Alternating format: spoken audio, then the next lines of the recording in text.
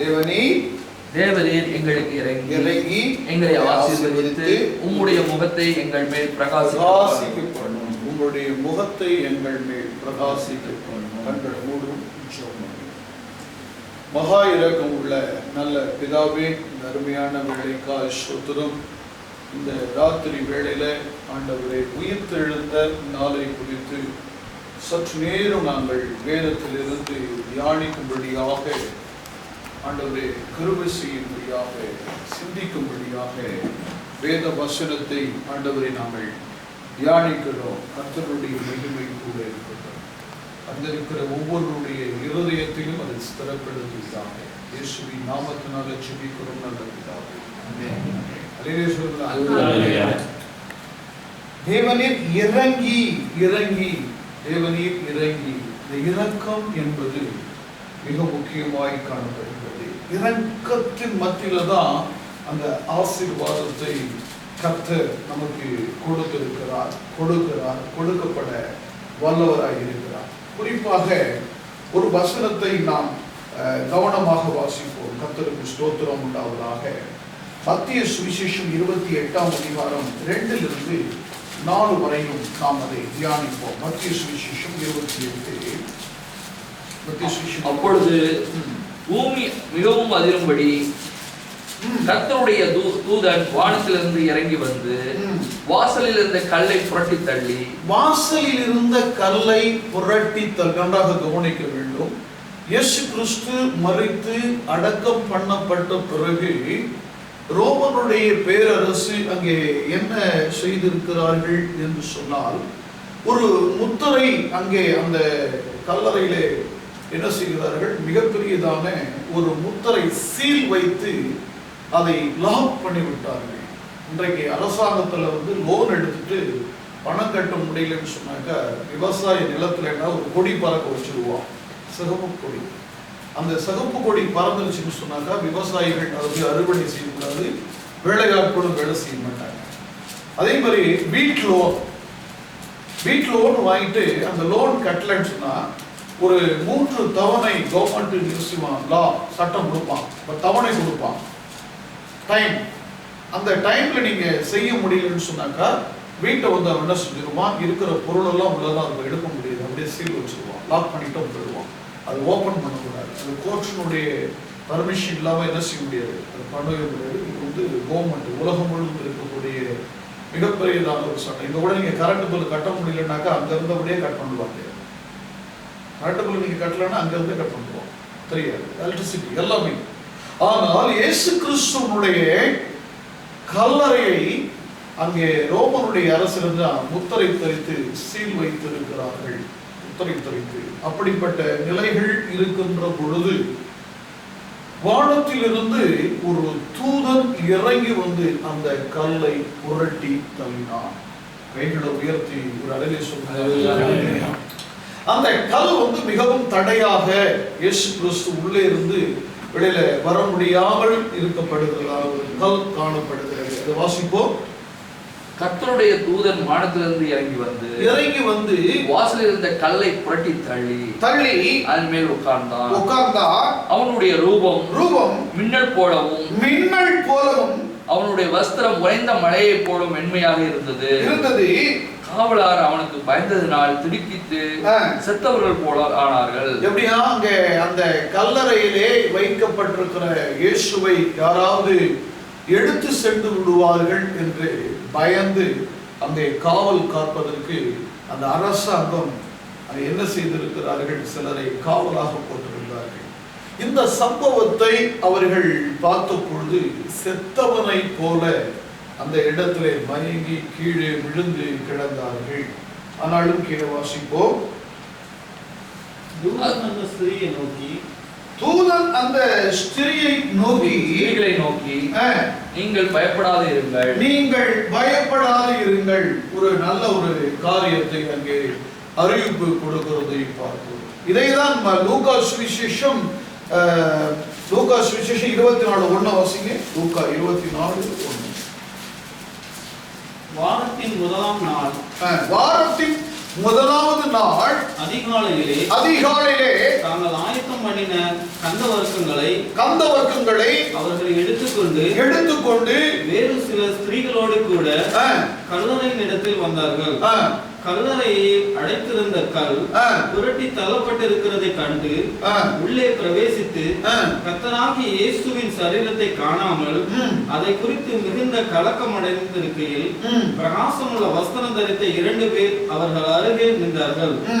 அந்த ஸ்திரீகள் பயப்பட்டு தலை கவிழ்ந்து தரையை நோக்கி நிற்கையில் அந்த 2 பேரும் அவர்களை நோக்கி, உயிரோடு இருக்கிறவரை நீங்கள் மரித்தோர் இடத்தில் தேடுகிறது என்ன? அவர் இங்கே இல்லை, அவர் உயிர்த்தெழுந்தார். ஒரு அல்லேலூயா சொல்லுகிறார். ஒரு அழகான அங்கே ஒரு சத்தியத்தை தேவ தூதன் அங்கே அவர்களுக்கு சொல்லுகிறதை நாம் பார்க்கிறோம். வாரத்தின் முதல் நாளில் அதிகாலை இருட்டோடு ஸ்திரீயானவள் மகதனா மரியாள் என்றதான அந்த ஸ்திரீ என்ன செய்கிறாள்? ஆயத்தம் பண்ணப்பட்டிருக்கிறதான கந்த வர்க்கத்தை எடுத்துக்கொண்டு சில ஸ்திரீகளோடு கூட அந்த கல்லறைக்கு போய் பார்க்கிறார். இவர்கள் அத்தனை பேரும் வேதத்தை ஆராய்ச்சி பண்ணுகிற பொழுது ஆண்டவர் தெளிவாகவே அவர் உயிரோடு இருக்கிற பொழுது ராபோஜனத்தும் அன்று அவங்க சொல்லுகிறார் தெளிவாக, இது நான் கடைசியாக உங்களுக்கு பந்தி உபசரிக்கிறேன், நான் உங்களுக்காக பாடுகளை பட வேண்டியதாய் இருக்கிறது, நான் மரித்து உயிர்த்தெழுந்து வருவேன் என்று சொன்னதை ஒருவரும் நம்பவோ அதை விசுவாசிக்கவோ அவர்களுக்கு பக்குவம் இல்லாதவர்களாய் காணப்பட்டார்கள். இன்றைக்கு கூட திருச்சபை கொடுத்ததான ஒரு தரிசனத்தோட பாரத்தோட ஆண்டவருடைய சமூகத்துல ஒரு பாரத்தோட ஆண்டவர் ஒரு காரியத்தை சொல்லி இருக்கிறார். அதற்கு நாம் கவனமாக இருக்க வேண்டும் என்றதான நல்ல அந்த சிந்தனைகளில, நினைவுகளில அல்லது அந்த உணர்வுகளில நாம் இருக்கிறோமா என்பதை சற்று நம்ம ஆராய்ந்து பார்க்க வேண்டும். ஆண்டவர் என்னிடத்துல ஒரு காரியத்தை சொன்னார். அந்த காரியம் நிறைவேறுவதற்கு 24 வருஷம் நான் அதை காத்திருந்தேன். தினந்தோறும் போயிட்டு ஆண்டவர் போயிட்டு, என்ன ஆண்டவரே நீங்க சொன்னீங்களே, என்ன நடக்கல நான் கேட்கவே இல்லை. 24 வருஷம் அதை நான் காத்திருந்த பிறகுதான் கர்த்தர் எனக்கு கொடுத்தார். 3.5 வருஷம் ஆண்டவர் அவரோடு கூட இருக்கின்ற பொழுது அநேக காரியங்களை ஊமையாக சொல்லுகிறார். பாடுகள் பட வேண்டியது மிக அவசியமாய் காணப்படுகிறது. பாடுகள் பட்ட பிறகுதான் நான் உயிர்த்தெழுந்து வருவேன் என்று சொல்லி இருக்கிறார். அநேக காரியங்களை சொல்லி இருக்கிறார். ஆனால் அவர்கள் அதை குறித்து என்னல்ல சிந்தனை வைக்கவில்லை. எத்தனை பேருக்கு கர்த்தருடைய அந்த தரிசனம் ஆண்டவர் எனக்கு சொல்லி இருக்கிறார், அந்த சொல்லி இருக்கிறது நிறைவேற்றுவார், நான் அதற்காக காத்திருக்கிறேன். ஏன்னா அவருடைய பிறப்பு ஒரு அதிசயமான பிறப்பு என்று ஏசாயா தீர்க்க தரிசனம் தெளிவாக சொல்லப்பட்டிருக்கிறது. அவருடைய பிறப்பு அதிசயம். இதுவரையிலுமே உலகத்துல கல்லறைகள் மூடப்பட்டிருக்கிறது. ஆனால் ஒரே ஒரு கல்லறை எருசலேமிலே திறக்கப்பட்டிருக்கிறது என்று சொன்னால், வரலாற்றில் சரித்திரத்தில் இடம் பெற்றிருக்கிறது என்று சொன்னால், அது இயேசு கிறிஸ்துவினுடைய கல்லறை தவிர வேற எந்த கல்லறையுமே இல்லை. சொல்லுங்களா? என்ன பதில் சொல்லுகிறார்? அழகா வாசிப்போம். அதை குறித்து மிகுந்த கலக்கம் அடைந்து இருக்கையில் பிரகாசம் உள்ள வஸ்திரம் தரித்த 2 பேர் அவர்கள் அருகே நின்றார்கள். அந்த ஸ்திரீகள் பயப்பட்டு தலை கவிழ்ந்து தரையை நோக்கி நிற்கையில் அந்த 2 பேரும் அவர்களை நோக்கி, உயிரோடு இருக்கிறவர்களை நீங்கள் மருத்துவரிடத்தில் தேடுகிறது என்ன? உயிரோடு இருக்கிறவரை மரித்தவரிடத்தில் தேடுகிறது என்ன? அவர் இங்கே இல்லை, அவர் உயிர்த்தெழுந்தார். அவர் இங்கே இல்லை. அவர் மனுஷனாக வந்தார், மனுஷனாக இருந்தார், அடிக்கப்பட்டார். ஆனா இப்ப அவருக்கு இல்லை. உயிரோடு இருக்கிறவரை ஏன் மரித்தவரிடத்தில் போய் நீங்க தேடுகிறீர்கள்? அவர் இங்கே இல்லை. வாசிங்க. மனுஷகுமாரன் பாவிகளான மனுஷர் கையில் ஒப்பு கொடுக்கப்படவும் சிலுவையில் அறையப்படவும் 3ஆம் நாளில் எழுந்திருக்கவும் வேண்டும் என்பதற்காக அவர் கலிலியோவில் இருந்த காலத்தில் உங்களுக்கு சொன்னதை நினைவுறுங்கள் என்றார். என்ன சொல்றாங்க தேவதூதன்? ஆண்டவர் உங்களுக்கு முன்னே சொல்லி இருக்கிறதை நினைவு கூறுங்கள் என்றார்கள். Price the Lord. ஒரு அல்லேலூயா சொல்லுங்களா? கர்த்தர் உங்களுக்கு திருச்சபையிலே வருகிற பொழுது சில காரியங்களை கர்த்தர் வெளிப்படுத்து. நான் இன்றைக்கு மத்தியானத்துல தியானம் பண்ணிவிட்டு வேதத்தை தியானம் படித்திருக்கும் போது ஆண்டவர் சில சம்பவங்களை எனக்கு வெளிப்படுத்த ஆரம்பித்தார். சில சம்பவங்களை வெளிப்படுத்த ஆரம்பித்தார். சில சம்பவங்களை வெளிப்படுத்துகிற பொழுது இன்றைக்கு இப்பயோ அந்த சம்பவம் நடந்துவிடும் என்று எதிர்பார்க்க கூடாது. காரணம், இப்படி நடக்க போகிறதை கர்த்தர் முன்கூட்டியே தம்முடைய ஊழியக்காரனுக்கு கர்த்தர் வெளிப்படுத்துகிறார். 3 வருஷம் கூட இருக்கிற பொழுது ஆண்டவர் சில காரியங்களை, சில திட்டங்களை, சில நோக்கங்களை, தரிசனங்களை சொல்லி இருக்கிறதை அவர்கள் என்ன செய்யல, உணராம என்ன செய்றாங்க, கல்லறையை தேடுகிறவர்களாய் காணப்பட்டார்கள். ஆனா பாருங்க, தெளிவாக எத்தனையோ சீஷர்கள் இருக்கிறாங்க, எத்தனையோ பேர் இருக்கிறாங்க. 12 பேர் இருந்தாங்க. எவ்வளவு பேர் அற்புதம் அடையாளத்தெல்லாம் பெற்றிருக்கிறாங்க. ஆனால் மகிழ்ந்தினா மரியாளுக்கு மட்டும் அந்த அக்கறை, அவர் சொன்னபடி உயிர்த்தெழுந்து வருகிற தேவன் என்று அவளுக்கு தெரியும்.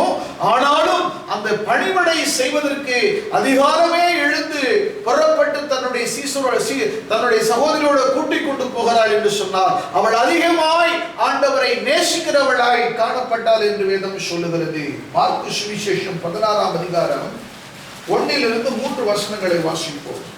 ஓய்வு நாளான பின்பு மகதலேனான மரியாளும் யாக்கோபின் தாயாகிய மரியாளும் சலோமே என்பவளும் அவருக்கு சுகந்த வர்க்கமிடும்படி அவைகளை வாங்கி கொண்டு வாரத்தின் முதலாம் நாள் அதிகாலையிலே சூரியன் உதயமாகிற போது, சூரியன் உதயம் எல்லாம் ஒவ்வொருத்தரும் என்ன கருத்துக்களை, ஒவ்வொருத்தரும் என்ன தெளிவுகளை எடுத்திருக்கிற சொல்லியிருக்கிறாங்கிறது உங்களுக்கு நான் எடுத்து சொல்லிட்டு இருக்கிறேன்.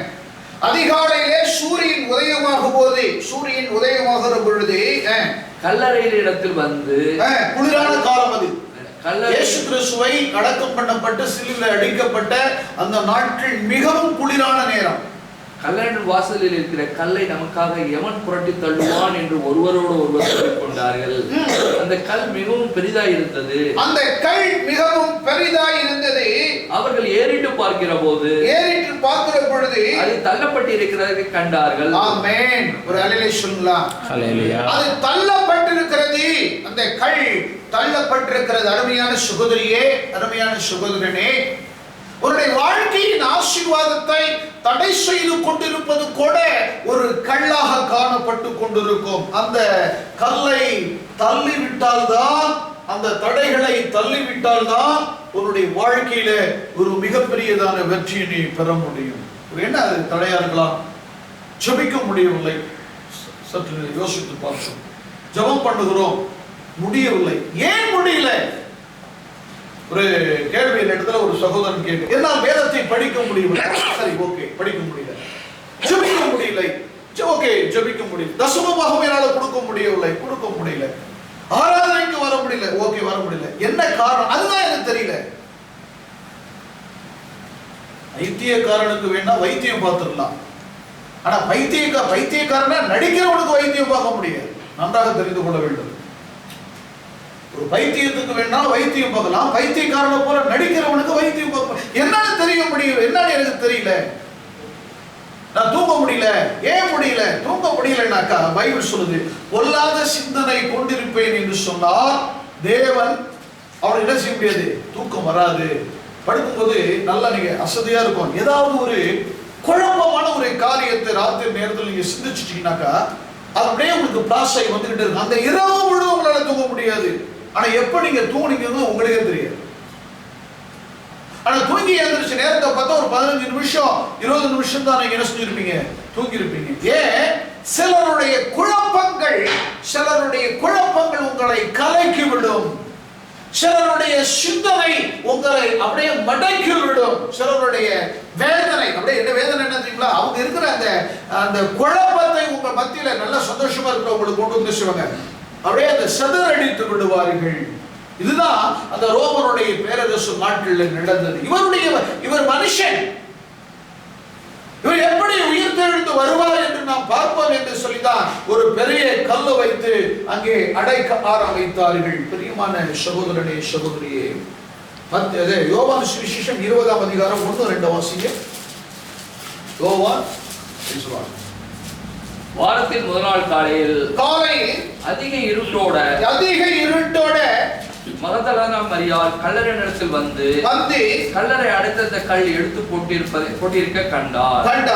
உடனே அவள் ஓடி சீமோன் பேதுருவினிடத்தில் இயேசுவுக்கு அன்பாயிருந்த மற்ற சீசனிடத்தில் போய் கர்த்தரை கல்லறையிலிருந்து எடுத்து கொண்டு போய்விட்டார்கள். என்ன நல்ல அறிவிப்பு கொடுக்கிறார். இவர் கொஞ்சம் தெளிவா எழுதியிருக்கிறார் அந்த பகுதியில். இவர் என்ன பதில் சொல்கிறார்? இயேசுவை யாரோ எடுத்து கொண்டு போய்விட்டார்கள். சிஷ்யர்கள் ஓடுறா, இயேசுவை யாரோ எடுத்துட்டு போயிட்டாங்கப்பா வாங்க அப்படின்னு சொல்லி அவள் முதலாக ஓடி போய் தன்னுடைய சிஷ்யர்களை பார்த்து அழைத்து கொண்டு வரும்படியாக அவள் ஓடுகிறாள். அது வாசிங்க 1-2. உடனே அவள் ஓடி 3ஆம் வசனத்திலிருந்து 9ஆம் வசனம் வரைக்கும் வாசிங்க. அப்பொழுது பேதுரு மற்ற சீசனும் கல்லறை நிலத்தில் ஓடி போகும்படி புறப்பட்டு இருவரும் ஒருமித்து ஓடினார்கள். இருவரும் ஒருமித்து போகிறார்கள். பேதுருவை பார்க்கிலும் மற்ற சீசன் துரிதமாய் ஓடி முந்தி கல்லறை நிலத்தில் வந்து அதுக்குள்ளே குனிந்து பார்த்து சீலைகள் கிடக்கிறதை கண்டான். அவர் கட்டிருந்த சீலைகள் எல்லாம் ஆனாலும் அவன் உள்ளே போகவில்லை. சீமோன் பேதுரு அவனுக்கு பின்னே வந்து கல்லறைக்குள்ளே பிரவேசித்து சீலைகள் கிடக்கிறதையும் அவருடைய தலையில் சுற்றி இருந்த சீலை மற்ற சீலையுடன் வைத்திராமல் தனியே ஒரு இடத்தில் சுருட்டி வைத்திருக்கிறதை கண்டான். முந்தி கல்லறையில் வந்த மற்ற சீசனும் அப்பொழுது உள்ளே பிரவேசித்து கண்டு விசுவாசித்தான். அவர் மரித்தோரிலிருந்து எழுந்திருக்க வேண்டும் என்று வேத வாக்கியத்தை அவர்கள் இன்னும் அறியாதிருந்தார்கள். இன்னமும் அவர்கள் அறியாதிருக்கிறார்கள். ஒரு சாதாரணமான ஒரு மனுஷன் மதுரை பஸ் ஸ்டாண்டில் சாதாரணமா இந்த லாட்டரி சீட் வித்துக்கிட்டு இருந்த ஒரு மனுஷன் ஒரு பாஸ்டர் அவர்கிட்ட சொல்லி ஒரு கைப்பிரதை கையில கொடுத்து, இதை விற்கிற காசுக்காக இந்த கைப்பிரதை கொண்டு போய் நீ கொடு, இது காசுக்காக விற்க வேண்டாம், காசு ஒன்றை தேடி வரும், இதான் இயேசு கிறிஸ்துவனுடைய வசனம், இது எல்லாருக்கும் கொண்டு கொடு அப்படின்னு.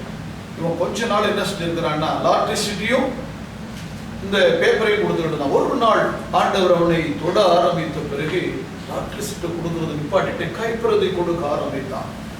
கைப்பிரதை கொடுக்கிற பொழுது என்ன நடந்தது? அவனுடைய வாழ்க்கையில பெரிய ஒரு மாற்றம் உருவாகிவிட்டது. என்னவா? அது பரிசுத்தமான வசனத்தை மற்றவர்களுக்கு கொடுக்கிற பொழுது அவன் பரிசுத்தம் அடைகிறவனாய் காணப்பட்டான், ரட்சிக்கப்பட்டான், ஆண்டவரை அறிவிக்கிறவனாய் மாறப்பட்டான். இன்றைக்கு அந்த மனுஷனுடைய பிள்ளைகள் அவர்கள் எல்லாம் அமெரிக்காவுக்கும் இந்தியாவுக்கும் போக்குவரத்துமாக காணப்படுகிறார்கள். அந்த தேசத்திலே மிகவும் ஐஸ்வர்யமாக ஆஸ்வதிக்கப்படுகிறதான ஒரு நிலையாக காணப்பட்டார்கள். காரணம் என்ன? ஆண்டவர் அவனை ஆசீர்வதிப்பேன் என்று சொன்ன அந்த வார்த்தையை ஒரு மனிதன் மூலமாக கிடைக்கப்படுகிறதை அந்த மனிதன் கேட்டு அதை உணர்ந்து கீழ்ப்படுகிற பொழுது அந்த ஆசீர்வாதத்தை பெற்றுக் கொள்கிறார். ஆனால் தம்முடைய சீஷர்களுக்கு அவர் தெளிவாக சொல்லுகிறார், அவர் உயிர்த்தெழுந்து வருவதை குறித்து அவர்கள் கல்லறையில் போய் இங்க போய் தேடுறாங்க, இங்க போய் தேடுறாங்க, இங்க போய் தேடுறாங்க தவிர அவர்களுக்கு ஏன் இந்த சிந்தனை வரலை? ஆண்டவர் உயிர்த்தெழுந்து போனாருங்கிறதான அந்த நம்பிக்கை வரல. நமக்கு வருகிறதா அந்த சிந்தனைகள்ல? ஆண்டவர் நமக்கு நல்ல ஆசீர்வாதத்தை கட்டளையிட்டு இருக்கிறார், ஆசீர்வதிக்கிற தேவன் என்றதான அந்த நிலை நமக்கு வருகிறதா? யோவான் சுவிசேஷம் 11 13 வரைக்கும் வாசிங்க. 20ஆம் அதிகாரத்துல மரியாள் கல்லறையின் அருகே வெளியே நின்று அழுது கொண்டிருந்தாள். அப்படி அழுது கொண்டிருக்கையில் அவள் குளித்து கல்லறைக்குள் பார்த்து இயேசுவின் சரீரம் வைக்கப்பட்டிருந்த இடத்தில் வெள்ளுடை தரித்தவர்களாய் 2 தூதர்கள் தலைமாட்டில் ஒருவனும் கால்மாட்டில் ஒருவனுமாக உட்கார்ந்திருப்பதை கண்டாள். அவர்கள் அவளை நோக்கி, ஸ்திரீயை ஏன் அழுகிறாய் என்றார்கள். அதற்கு அவள், என் ஆண்டவரை எடுத்துக்கொண்டு போய்விட்டார்கள். என் ஆண்டவரை எடுத்துக்கொண்டு போய்விட்டார். அந்த ஸ்திரீ இதுக்கு ரொம்ப பாடு, மனசு ரொம்ப கஷ்டம் தாங்களவளுக்கு. அவள் அதிகமாக ஆண்டவரை நேசிக்கிறவளாய் காணப்பட்டாள். ஆண்டவரை அதிகமாய் நேசிக்கிறவளாய் காணப்பட்டாள். அழுது கொண்டு இந்த ஸ்திரீயானவள் என்ன சொல்ல? அழுது கொண்டு அவள் என்ன சொல்லுகிறாள்? என் ஆண்டவரை எடுத்துக்கொண்டு போய் விட்டார்கள், அவரை வைத்த இடம் எனக்கு தெரியவில்லை என்றாள். இவைகளை சொல்லி பின்னக திரும்பி இயேசு நிற்கிறதை கண்டார். ஆனாலும் அவரை இயேசு என்று அறியாதிருந்தார். அவள் இயேசு என்று காரியத்து பாருங்கள, பின்னே திரும்பி பார்க்கும்போது இயேசு நிற்கிறார், இயேசு என்று அறியாதிருக்கிறார். ஆனாலும் அவரை இயேசு என்று அறியாதிருந்தார். இயேசு அவளை பார்த்து, ஸ்திரீயே ஏன் அழுகிறாய்? ஸ்திரீயே ஏன் அழுகிறாய்? யாரை தேடுகிறாய்? யாரை தேடுகிறாய் என்றார். அவள் அவரை தோட்டக்காரன் என்று எண்ணி, அவள் யார் நினைக்கிறவா? தோட்டக்காரன். அவர் தோட்டக்காரன் என்று எண்ணி, ஐயா ஐயா நீர் அவரை எடுத்துக்கொண்டு போனது உண்டானா? நீர் அவரை எடுத்துக்கொண்டு போனது உண்டானா? அவரை வைத்த இடத்தை எனக்கு சொல்லும். அவரை வைத்த இடத்தை எனக்கு சொல்லும். நான் போய் அவரை எடுத்துக்கொள்வேன். நான் போய் அவரை எடுத்துக்கொள்வேன் என்றாள். இயேசு அவளை நோக்கி, மரியாளே என்றார். மரியாளே என்றார். அவள் திரும்பி பார்த்து, அவரை திரும்பி பார்த்து, ரபுனி என்றார். ரபுனி என்றார். அதற்கு போதகரே, அதற்கு போதகரே என்ற அர்த்தம். Praise God. ஒரு அல்லேலூயா சொல்லலாம். ஒரு பெரிய சீக்ரெட் இது. ஏன் அவரை பார்க்க முடியவில்லை? அவர் மாம்சமாக உலாவின பொழுது அவருடைய சரீர தோற்றங்களையும் பார்வைகளையும் சிந்தனைகளையும் நடைகளையும் உடைகளையும் அவர் பார்க்கிற பொழுதுதான் இயேசு என்று அவள் சாதாரணமாக தெரிந்து கொள்ள முடிந்தது. இப்பொழுது அவர் மரித்து உயிர்த்தெழுந்த பிறகு அவர் அங்கே நின்று கொண்டிருக்கிறார். மரியாள் பேசிக் கொண்டிருக்கிறார். அவர் தோட்டக்காரர் என்று எண்ணி அவள் பேசிக் கொண்டிருக்கிறதை பார்க்கிறோம். சில சமயங்களில் கூட ஆண்டவர் நம்முடைய வாழ்க்கையில தேவ தூதர்களோ அல்லது மனிதர்களோ யார் மூலமாகவோ நம்முடைய வாழ்க்கையில சில நன்மைகளை செய்ய தேவன் நம்மளோடு கூட இடைப்படுகிற பொழுது நாம் தடுமாற்றத்துக்குள்ள கடந்து போய் இது யார் என்ன என்று நாம் தெரியாத சில குழப்பத்துக்குள்ள நம்மளுடைய ஆசீர்வாதத்தை தடை பண்ணுகிறவர்களாய் காணப்படுவோம். ஒரு முறை கிராமாவில் பாஸ்கர் அந்த நீங்களாம் யாருமே இல்லை, அந்த தனியாக ஒரு ரூலுக்கு அந்தாண்ட தங்கியிருந்தார். அப்பதான் அந்த கிராமாவில் வீடு நாங்கள் எடுத்துருக்கிறோம். அப்போ நாங்க ஊழியத்துக்கு நான் புறப்பட்டு அப்படியே நடந்து அங்கிருந்து வந்துகிட்டு இருக்கிறோம். எல்லாரும் வந்துட்டு இருக்கிறோம், எல்லாரும் போயிட்டு இருக்கோம். யாருக்கிட்டுமே கேட்கல. என்னை பார்த்து ஒரு வயது உயர்ந்தவர், ஐயா ஏதாவது கிடைக்குமா, பசிக்குது அப்படின்னு கேட்கிறார். நான் சொல்றேன், வீட்டுக்கு வாங்க வேணா சாப்பாடு கொடுக்குறேன், காசுலாம் இல்லை அப்படின்னு சொல்லிட்டேன். சொல்லிட்டு ஒரு 10 அடி தூரம் அந்தாண்டு போனோடனே பரிசுத்த ஆவியானவர் என்னோடு கூட இடைப்படுகிறார். நீ ஏன் தடையாய் காணப்படுகிறாய்? திரும்பி அங்கிருந்து உடையாந்து, ஐயா உங்களுக்கு என்ன வேணும் அப்படின்னு. சாப்பிடுறதுக்கு காசு வேணும். உடனே அவர் கேட்டதை விட அதிகமாய் என்னுடைய பரிசில் இருந்து அப்படியே கையில் எடுத்து கொடுத்த உடனே அந்த மனுஷன் வாங்கிட்டு சிங்கப்பூர்ல ஜாஸ்டிப்னு வந்துருக்காரு. நானும் அவர் தான் வர்றது. 2 சம்பவம் நடக்குது. அவர் வாங்கிட்டு 2 கைகளையும் அப்படியே உயர்த்தி என்ன செய்யறது, கையை பார்த்து மேல வானத்தை பார்த்து கொண்டிருந்தார். அளவுக்கும் பேக் சைட்ல நடந்த ஒரு சம்பவம். நான் வீட்டுக்கு வந்துட்டேன். நான் வீட்டுக்கு வந்த பிறகு அன்னைக்கு அடுத்த நாள் மீட்டிங்ல உட்கார்ந்து இருக்கிறேன். எனக்கு அந்த சம்பவம் அப்படியே பிளாஸ் ஆகுது. நைட்டு நான் படுக்கிறேன், அது அப்படியே பிளாஸ் ஆகுது. அந்த தரிசனத்தை 3 முறை நான் அந்த தரிசனத்தை பார்க்க ஆரம்பித்தேன். அந்த மனுஷன் நானும் பேசின அந்த சம்பவத்தை 3 முறை தரிசனத்துல பேச ஆரம்பித்தேன், பார்க்க ஆரம்பித்தேன். அதை நான் புரிஞ்சுக்கிட்டேன். தேவன் தம்முடைய தூதனை கொண்டு வந்து சில சமயங்களில் நம்முடைய பிரயாணங்களில் அல்ல வழிகளில் நம்மளை சோதிப்பதற்கு பல சம்பவம் நடக்கும். இது என்னுடைய அனுபவத்துல 2வது ஒரு சம்பவத்தை நான் பார்த்த ஒரு அனுபவம். 2வது ஒரு சம்பவம். காரணம் என்ன? நாம் தேவனுடைய இதுதான் அந்த மரியாளுடைய வாழ்க்கையில் நடந்தது. அவளை இயேசுவை அவள் பார்க்க முடியவில்லை. இயேசு என்று அவளுக்கு தெரியல. அதுதான் இயேசு கிறிஸ்து என்பதை அவளுக்கு தெரியல. காரணம், இயேசு உயிர்த்தெழுந்த பிறகு அவர் அங்கேதான் இருக்கிறார். அவர் புரிந்து கொள்ள முடியவில்லை. அவரோ அவளை புரிந்து கொண்டார். மரியாளே என்று அவர் அழைக்கிறதை பார்க்கிறோம். Price God. அல்லேலூயா சொல்லுங்களா? அல்லேலூயா சொல்லுங்களா? வாசிங்க. இயேசு அவளை நோக்கி மரியாளே என்றார். அவள் திரும்பி பார்த்த ரபுனி என்றால் அதற்கு போதகரே என்ற அர்த்தமாம். இயேசு அவளை நோக்கி என்னை தொடாதே, நான் இன்னும் என் பிதாவினிடத்தில் ஏறி போகவில்லை. நீ என் சகோதரனிடத்தில் போய் நான் என் பிதாவினிடத்திற்கும் உங்கள் பிதாவினிடத்திற்கும் என் தேவனிடத்திற்கும் உங்கள் தேவனிடத்திற்கும் ஏறி போகிறேன் என்று அவர்களுக்கு சொல் என்றார். மகதலேனா மரியாள் போய் தான் கர்த்தரை கண்டதையும் அவர் தன்னுடைய சொன்னவைகளை சீசருக்கு அறிவித்தாள். வாரத்தின் முதலாளாகிய அன்றைய தினம் சாயங்கால வேளையிலே சீசர்கள் கூடியிருந்த இடத்தில் யூதருக்கு பயந்ததினால் கதவுகள் பூட்டியிருக்க யூதருக்கு பயந்தபடியினால் அந்த தேசத்துல பெரிய ஒரு கலக்கம் என்னாச்சுன்னா பூமி வெடித்தது, பூமி எல்லாம் கல்லறை வெடித்தது, இருள் சூழ்ந்தது, அந்தகாரப்பட்டது, தேவாலயத்தினுடைய திரைச்சலை இரண்டாய் கிழிந்தது.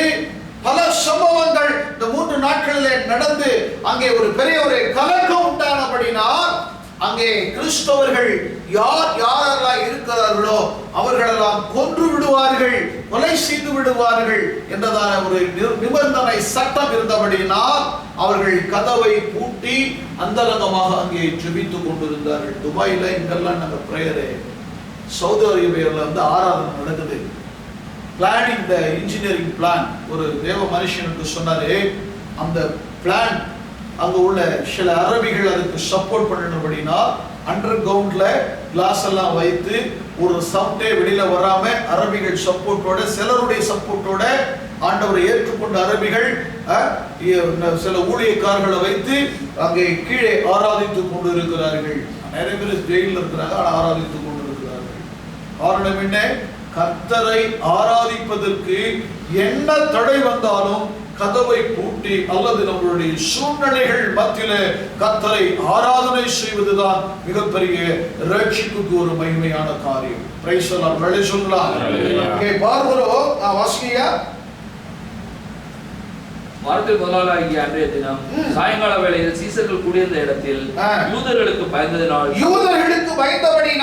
கதவு பூட்டியிருக்கையில் இயேசு வந்து நடுவே நின்று உங்களுக்கு சமாதானம் என்றார். Praise the Lord. ஒரு அலேஷன்களா.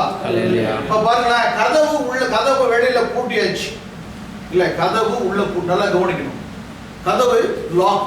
சரிதானலையா? கதவு லாக். ஆனால் உள்ளே அவர்கள் கூடி இருக்கிறார்கள். இந்த ஆலோசனை பண்ணிட்டு இருப்பாங்கன்னு நினைக்கிறேன், இல்லைங்களா? இயேசு கிறிஸ்து உயிர்த்தெழுந்தது குறித்து ஒரு பெரிய பிரேயர் மீட்டிங் இருக்கலாம், ஆலோசனையா இருக்கலாம், பல காரணங்களா இருக்கலாம். ஆனா பயந்தபட உள்ளே அங்க பெரிய ஒரு சந்தோஷமான காரியம் இயேசு கிறிஸ்துவை குறித்துதான் காரியங்களா இருக்கிறது. ஆனால் அவர்கள் சீசர்கள் நடுவிலே ஆண்டவர் வந்து என்ன சொன்னார்? உயிர்த்தெழுந்த பிறகு அவர் முதலில் வந்து நமக்கு என்ன சொன்னாரா? உங்களுக்கு சமாதானம். ஏன் சமாதானம் இல்ல, ஏன் அந்த வார்த்தை சொன்னாரு? பயப்படாம இருங்க. எல்லாருக்கும் டவுட், சந்தேகம்.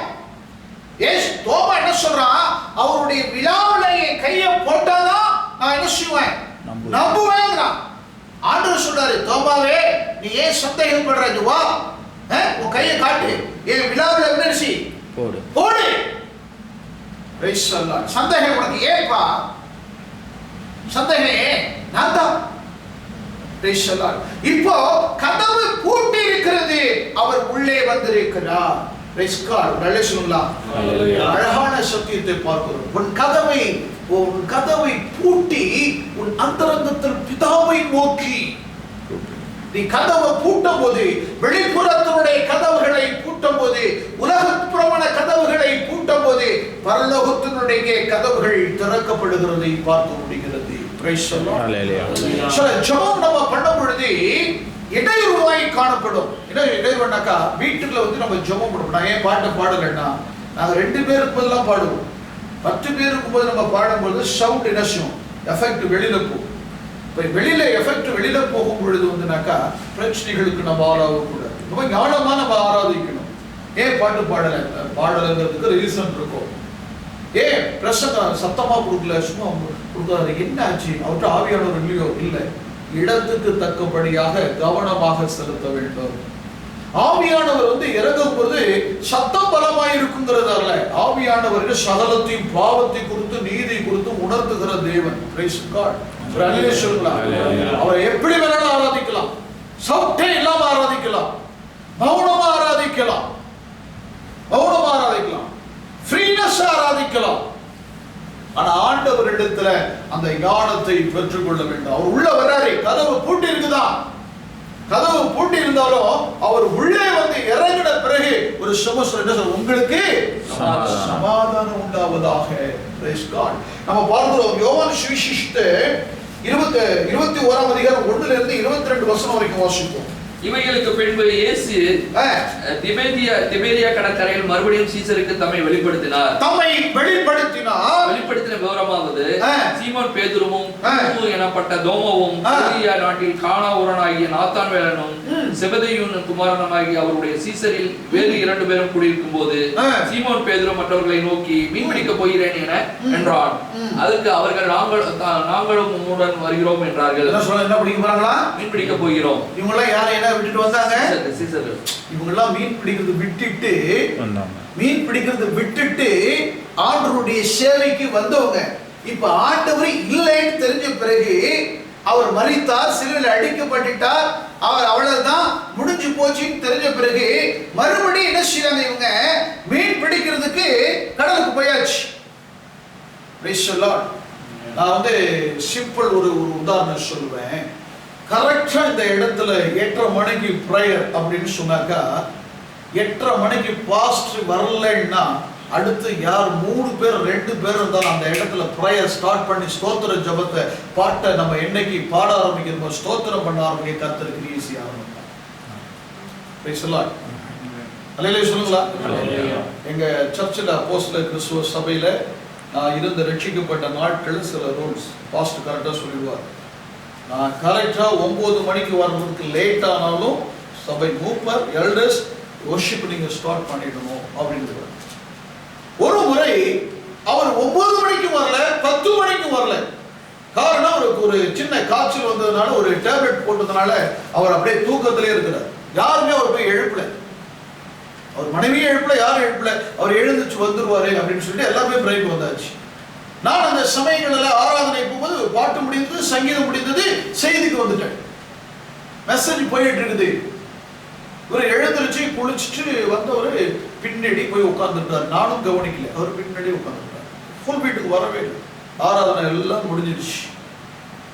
என்னாத்துமாவே கர்த்தரை ஸ்தோத்திரி அப்படின்னு சொல்ல போற அந்த டைம் வந்துருச்சு. அப்பதான் பாஸ்டர் அங்கே இருந்து என்னாத்துமாவே கர்த்தரை ஸ்தோத்திரின்னு சொல்லிட்டு ஆசீர்வாதத்தை போட்டு முடிச்சேன்.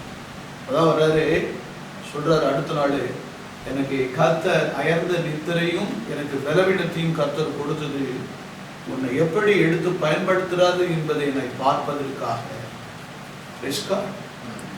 சொல்லுங்களா? நீ போய் இயேசு கிறிஸ்துவை குறித்து சொல்லி பாருங்களா, பேசி பாருங்களா. மகதினா மரியாள் ஓடுறா. எதுக்கு ஓடுறா? இயேசு இங்கு இல்லை, கல்லறையிலே இல்லை. நல்ல செய்தி. முதலாக காஸ்பல் அறிவிக்கப்பட்டது அவர்தான். பெண்கள் தான் முதலாகவே சுவிசேஷத்தை கொண்டு போகிறார்கள், ஆண்கள் அல்ல. பாக்கி இருந்த சீஷர்கள் எல்லாம் அவர்கள் பின்தங்கி போய் கடந்தார்கள். பெண்கள் மூலமாக தான் முதலாக சுவிசேஷம். அதனால ஒரு சபையில எஸ்தர் கூட்டம் என்று இருக்கிறது, ஜெபக்குழு. பெண்கள் ஜெபிக்க வேண்டும்.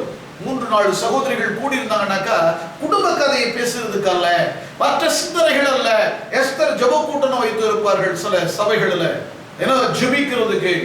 பெண்கள் கூடி ஜெபிக்கிற பொழுது என்ன உண்டாகும்? அங்கே அசுரிகள் உண்டாகும், அற்புதங்கள் உண்டாகும். எஸ்தர் ராஜாத்தி கூடி ஜெபித்ததுனாலதான் இஸ்ரவேல் ஜனங்கள் அழியாதபடி, யூத கோலம் அழியாதபடி மேன்மை கிடைப்பதற்கு ஏதுவாக காணப்பட்டது. கர்த்தருக்கு ஸ்தோத்திரம் உண்டாவதாக. சொல்லுங்களா? ஆளே இல்ல, வாயா எல்லாரும் மீன் பிடிக்க போகும் அப்படின்னு சொல்லி எல்லாம் போயிட்டா. ஆனா என்ன நடக்கிறதுங்க? அவர்கள் புறப்பட்டு போய் உடனே படகு ஏறினார்கள். அந்த ராத்திரியிலே அவர்கள் ஒன்றும் பிடிக்கவில்லை. அந்த ராத்திரி வேலை ஒன்றும் பிடிக்கவில்லை. புரிஞ்சுக்கொள்ளுங்க. இப்ப அவங்க போனது என்னவா? மனுஷிகம். இன்றைக்கு நான் ஒரு மனுஷன்கிட்ட கிட்டத்தட்ட 1 hour பேசினேன். மனுஷிகமாய் படிப்பு, மனுஷிகமாய் அறிவு, உலகபூர்வமாய் திறமை, உலகபூர்வமாய் நீ பிரயாசப்படதான் தோல்வி சந்திச்சிருவேன். Price the Lord. உன்னை காப்பாத்த ஆள் வராது. பரிசுத்தத்தோட, கர்த்தருடைய திட்டத்தோட, நோக்கத்தோட, தேவை திட்டத்தோட நீ நிக்கிற பொழுது தேவன் உனக்கு உதவி செய்வார். Price the Lord. அதவ தேவன் அடைக்கும் பொழுது நோவாவை திறக்க முடியல. Praise God. முடியல. அவன் ஒண்ணுமே பண்ண முடியாது. அதே போலதான் இவர்கள் பிரயாசப்படுகிறார்கள். கிரேசரத்தினுடைய கடற்கரையில லூக்கா சுவிசேஷம் 5ஆம் அதிகாரத்துல நாம் வாசிக்கின்ற பொழுது பேதுரு இரவு முழுவதும் பிரயாசத்தை படுகிறார். இரவு முழுவதும் அவன் பிரயாசப்படுகிறார். பிரயாசத்தின் பலன் ஒன்றும் அகப்படாதபடி வெறுமையான நிலைகளாய் காணப்படுகிறான். ஆண்டவர் அந்த படகுல வந்த பொழுதுதான் அவன் மிகுதியான மீன்களை பிடிக்கிறான். இங்கே பார்க்கிறோம், சீஷர்கள் தன்னுடைய அழைப்பை, தன்னுடைய ரட்சிப்பை, தன்னுடைய திட்டத்தை விட்டு மறுபடியும் அந்த பணிக்கு பின்தங்கி போகிறார்கள். முன்னிலைமையை விட பின்னிலைமை மிக மோசமான நிலைமையாக மாறிவிடுகிறது. ஒன்றும் கிடைக்கல. கேவாசினியா அப்பொழுது இயேசு அவர்களை விடியற் காலமான பொழுது இயேசு கரையிலே நின்றார். அவரை இயேசு என்று சீஷர்கள் அறியாதிருக்கிறார்கள். இப்போ இயேசு என்று சீஷர்கள் அறியாதிருக்கிறார்கள். அங்கே தோட்டத்துல பார்க்கிறோம், மகதலா மரியாளும் கூட இயேசு யாருங்கிறத அறிந்து கொள்ள முடியல. இயேசு யாருன்னு உயிர்த்தெழுந்த பிறகு அவரை அறிந்து கொள்ள முடியல. இரண்டு சீஷர்கள் பேசிக்கொண்டு போறார்கள். நடந்து எம்மாவூருக்கு போற சீஷர்கள், இரண்டு சீஷர்கள் என்ன செய்றாங்களாம், நடந்து பேசிக்கொண்டே போறாங்க. என்ன நடந்து போறாங்க? அநேக அற்புதங்கள், அடையாளங்கள் எல்லாம் செய்த இயேசு கிறிஸ்துவை சிலுவையிலே அடித்தார்கள். அவர் உயிர்த்தெழுந்து விட்டார் என்று சொல்லுகிறாரே, அது உண்மையா? ரெண்டு பேரும் டிஸ்கஷன் பண்ணிட்டு போறாங்க. அவர் ரெண்டு பேரே பேசிக்கொண்டு போய்கொண்டு இருக்கும் பொழுதே, எங்கிருந்து நீங்க வருகிறீர்கள், எங்கே போகிறீர்கள் என்று இயேசு அவர்கள் நடுவிலே தாமே வந்து அவரோடு கூட ஜாயின் பண்ணுகிறார். நடந்து போயிட்டு இருக்கும்போது ஜாயின் பண்றார். பேசிக்கிட்டு இருக்கும்போது இருட்டாகிவிட்டது. அவர்கள் போயிருக்கிற இடத்திலே அங்கே அவர்கள் அவரோடு கூட பேசிட்டு இருக்கிற பொழுது, அங்கே போய் வீட்டுல அந்த அப்பத்தை எடுத்து ஆசீர்வதிக்கும் பொழுது அவங்களுடைய கண்கள் திறக்கப்பட்டிருக்கிறது. அப்பதான் சொல்றாரு, அவர் மறைந்து போனார். அப்பதான் பேசுறாரு, நாம் அவரோடு கூட ஒருவரோடு ஒருவர் பேசிக் கொண்டிருக்கும் பொழுது நம்முடைய மனம் கொழுந்து விட்டு எரியவில்லையா? பரிசுத்த ஆவியானவர் நம்மோடு கூட இடைப்படுகிற பொழுது, பேசுகிற பொழுது, பார்க்கிற பொழுது, அவர் நம்ம நடந்துகிற பொழுது நமக்குள்ள ஒரு ரம்மியமான சந்தோஷத்தை கர்த்தர் கொடுக்கிறவராய் காணப்படுவார். பணத்தை சம்பாதிக்கிறவன் பணத்தினால் திருப்தி அடைவது இல்லை. ஏழையா இருக்கிறவன் வறுமையா இருக்கிறதுனால அதனால திருப்தி அடைகிறது இல்லை. ஆனா சமாதானத்தின் தேவனாய் கர்த்தர் அவனுக்குள்ள, உங்களுக்குள்ள, எனக்குள்ள அவர் வாசம் பண்ணுகிறது தோல்வி அல்ல, வெற்றியை காணப்படும். உலகமே அவர் மனுஷன் என்று தீர்மானம் பண்ணி அவரை நிந்தித்தார்கள். ஆனாலும் அவர் தேவனுடைய குமாரன் என்று நிரூபிப்பதற்கு அவர் பிதாவின் சித்தத்தை நிறைவேற்றுவதற்கு பொறுமையா இருந்தபடினால், பிதா அவரை அவர் கனப்படுத்தினபடினாலவே கர்த்தர் உயிரோடு எழுப்பினார். அல்லேலூயா சொல்லலாம். ஆமென். பாக்குறோம் கேள்வாசியா. இயேசு அவர்களை நோக்கி, பிள்ளைகளே புசிக்கிறதுக்கு ஏதாயிலும் உங்களிடத்தில் உண்டா என்றார். அதற்கு அவர்கள் ஒன்றுமில்லை என்று சொன்னார்கள். ஐயா, ஏதாவது சாப்பிடுறதுக்கு இருக்குதா கேட்கிறார். ஏதாவது சாப்பிடுறது ஒண்ணும் இல்லை, ஒன்றும் இல்லை. கேள்வாசிங்க. அப்பொழுது அவர், நீங்கள் படகுக்கு வலதுபுறமாக வலையை போடுங்கள். என்ன சொல்றார்? படகுக்கு வலதுபுறமாக உங்களுடைய வலையை போடுங்கள் என்றார். அப்பொழுது உங்களுக்கு அகப்படும் என்றார். அப்பொழுது உங்களுக்கு அகப்படும். நீங்க எங்கேயுமே போய் ஊழியத்துல கூட, அடிக்கடி சொல்ல, ஊழியத்துல கூட நான் அங்க போறேன், இங்க போறேன், இங்க இல்ல, உன் கூடவே இருக்கிறாங்க விசுவாசிகள், உன் கூடவே இருக்கிறாங்க ஆட்கள், உன் வலது பக்கத்திலே இருக்கிறார்கள், உன் வலது பக்கத்திலே இருக்கிறார்கள். உன் வலது பக்கத்திலே இருக்கிறவர்களை நீ அறியாதபடி தூரத்துக்கு போய் கொண்டிருக்கிறாய். ஒரு பாஸ்டர் அழகா சொன்னாரு. ஒரு பாஸ்டர் வந்து ஒருத்தர் சொன்னாரா, பாஸ்டர் என் சபையில ஆட்களே இல்லை, நான் ரொம்ப கம்மியான பேர்ல தான் இருந்துகிட்டு இருக்கிறேன், எனக்காக ஜோம் பண்ணு. அவர் சொன்னாரா, எங்கேயும் ஊழியம் செய்ய வேண்டாம், முதல்ல உன் வீட்டுல ஊழியம் சொன்னார். முதல்ல நீ மனம் மாறி, தெளிவா சொல்லி கொடுத்த மனம் மாறி, முதல்ல ஆண்டவருடைய சத்தத்துக்கு கீழ்ப்படி, அப்பொழுது கர்த்தர் கிரியை செய்வார். அதுபடி வீட்டில் போய் முழங்கால் படி ஜோமே பண்ண மாட்டார். வீட்டில் வந்து 5 நிமிஷம் 10 நிமிஷம் ஜோ பண்ணிட்டு அப்படியே போயிட்டே இருந்தாராம். போய் மணிக்கணக்கில் வந்து முழங்கால் படியில போய் மணிக்கணக்கில் முழங்கால் படிக்கும் போது மனைவி மணிக்கணக்கில் முழங்கால் படிக்கும் பிள்ளைகள் செபிக்க ஆரம்பிக்கும் பொழுது இந்த குடும்பம் முதலாவது விடுதலை பெறும் பொழுது அங்கே அநேக குடும்பங்களை அவர்கள் ரட்சிப்புள்ள கொண்டு வருவதற்கு ஏதுவாய் காணப்பட்டது. கர்த்தருக்கு ஸ்தோத்திரம் சொல்லுவோமா? ஒண்ணு அகப்படல, படகுக்கு வலது புறத்திலேயே வலையை போடுங்கள். கீழவாசிங்க. அப்பொழுது உங்களுக்கு அகப்படும் என்றார். அப்பொழுது உங்களுக்கு அகப்படும் என்றார். அப்படியே அவர்கள் போட்டு திரளான மீன்கள் அகப்பட்டதனால் அதை இழுக்க மாட்டாது இருந்தார்கள். ஆதலால் இயேசுவுக்கு அன்பாயிருந்த சீசன் பேதுருவை நோக்கி பார்த்து அவர் கர்த்தர் என்றார். Praise the lord. ஹalleluya. எதுக்காக அவன் சொல்றான் இது கர்த்தர் என்று சொல்றான்? அற்புதத்தை பார்த்த பிறகுதான் எனக்கு ஆண்டவர் நன்மை செய்தார் என்று சொல். அற்புதத்தை கண்டு ரட்சிக்கப்படுகிறவன் நிலைச்சிருக்க மாட்டார். அதுல வர தெரிஞ்சுக்கணும். மிராக்கிள் தான் நடக்கணும் என் வாழ்க்கையில. மிராக்கிள் பார்க்கறது ஜோசியம் பார்க்க போற மாதிரி ஆயிடும், சாஸ்திரம் பார்க்க போற மாதிரி ஆயிடும். ஆனால் வசனத்தை கண்டு விசுவாசிக்கிறவர்கள், வாசித்து விசுவாசிக்கிறவர்கள், பாவத்தை அறிக்கை செய்து விசுவாசிக்கிறவர்கள் ரட்சிக்கப்படுவார்கள். ஸ்ட்ராங்கா அடிப்பாங்க, அவளை அசைக்கவே முடியாது. Price God. அல்லேலூயா சொல்லலாம். தெளிவாக காணப்படுகிறது. அவர் மரித்து உயிர்த்தெழுந்தார். கர்த்தருக்கு ஸ்தோத்திரம் சொல்லுவோமா? எல்லாரும் எழுந்து நிற்போம். Praise God.